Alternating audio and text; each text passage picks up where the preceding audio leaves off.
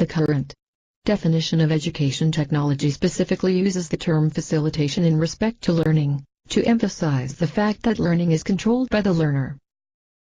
Understanding behaviors, mental processes, and how we construct knowledge has added to our understanding of how people learn.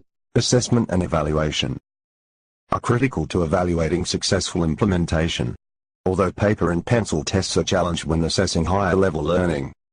Education technology can help or hinder people in their pursuit of learning. Learning for each individual is the goal. A learner focuses on their abilities, responsibilities, and setting in order to create learning environments. In 1963, the definition centered on messages to control learning. Focus was on consequences as a deciding proposed factor. that control was derived from the dominant theories of the that time. Processes were regulated by feedback. In 1965, Hoban switched the focus from learning to management.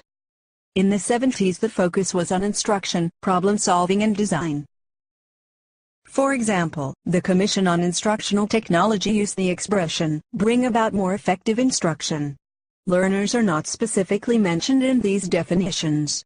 She then changed education's focus again, to the management of the learning problem. Between 1977 and 1994, the definition returned to the idea of involving people in the processes. But it was Hynek that emphasized technology's commanding role in 1984. Today, facilitating learning involves a complex organization of processes and resources, which puts an emphasis on learners' their interests and abilities, or disabilities. A teacher using behaviorist theories would determine what the learner knew, select an appropriate goal, provide prompts and reinforcers. If we believe that learning is in the control of the teachers, then if the teachers work harder, students learn better. A slight variation of this view is learner-centric teaching. The teacher is accountable for results and the learner is seen as the recipient. In a constructivist view, teachers and learners are seen as collaborators and co-producers of learning. Nothing happens until students do their part. Teachers and students are accountable for their own part.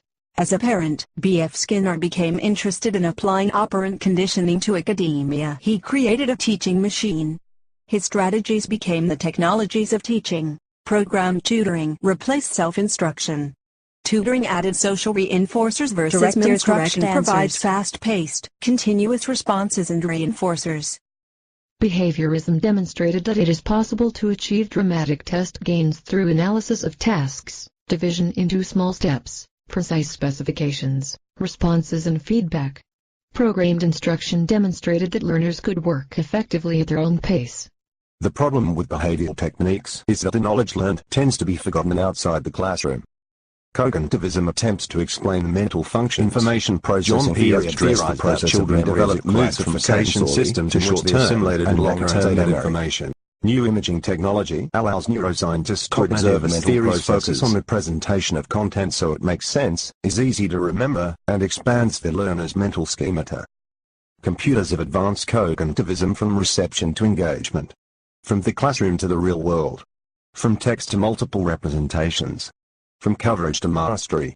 From isolation to interconnection. From products to processes. From mechanics to understanding in the laboratory. Gagné provided an example of a cognitive lesson framework. First, get their attention. Tell them clearly what they are expected to do. Remind them of their current knowledge on the subject. Demonstrate the new skill. Guide the learners with mnemonic devices, questions, or hints. Practice the new skill. Confirm correct responses. Test new knowledge. Transfer knowledge through on-the-job practice or simulated practice. Another, more recent example focuses on 5 phases. Gaining attention, linking to prior knowledge, organization of content, assimilation of knowledge, and strengthening retention and transfer. Constructivist perspectives hold commanding heights of education research and development in a 21st century. Constructivists believe learners choose their own goals and paths. Constructivist principles include embedding learning, provide for social negotiation as an integral part of learning, Provide for multiple perspectives. Encourage ownership in learning. Nurture self-awareness of the knowledge construction process. Situated cognition views all human thoughts as being conceived in a specific time, place, and social setting. They are not transferred outside of that setting.